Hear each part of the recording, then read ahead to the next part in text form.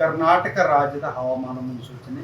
ನಾನು CS ಪಾಟೀಲ್, ವಿಜ್ಞಾನಿ, ಭಾರತೀಯ ಹವಾಮಾನ ಇಲಾಖೆ, ಬೆಂಗಳೂರು. ನಾನು ಮುಂದಿನ 5 ದಿನಗಳವರೆಗೆ ಕರ್ನಾಟಕ ರಾಜ್ಯದ ಹವಾಮಾನ ಮುನ್ಸೂಚನೆಯನ್ನು ಸಂಕ್ಷಿಪ್ತವಾಗಿ ವಿವರಿಸುತ್ತೇನೆ. ಇಂದು ಕರಾವಳಿ ಜಿಲ್ಲೆಗಳಲ್ಲಿ ವ್ಯಾಪಕವಾಗಿ ಮಳೆಯಾಗಿದ್ದು, ಉತ್ತರ ಒಳನಾಡಿನಲ್ಲಿ ಕೆಲವು ಕಡೆ, ದಕ್ಷಿಣ ಒಳನಾಡಿನಲ್ಲಿ ಹಲವು ಕಡೆ ಮಳೆಯಾಗಿದೆ.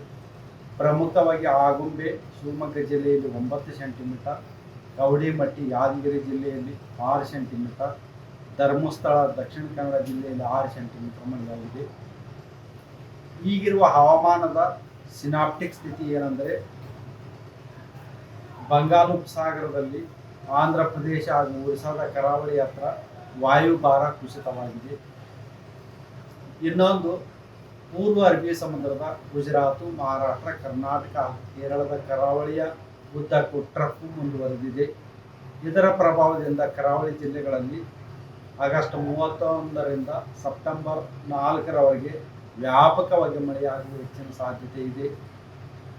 ಉತ್ತರ ಹಾಗೂ ದಕ್ಷಿಣ ಒಳನಾಡಿನಲ್ಲಿ ಆಗಸ್ಟ್ 31 ಹಾಗೂ ಸೆಪ್ಟೆಂಬರ್ 1ರಂದು ವ್ಯಾಪಕವಾಗಿ, ಸೆಪ್ಟೆಂಬರ್ 2, 3 ಹಾಗೂ 4ರಂದು ಕೆಲವು ಕಡೆ ಮಳೆಯಾಗುವ ಹೆಚ್ಚಿನ ಸಾಧ್ಯತೆ ಇದೆ.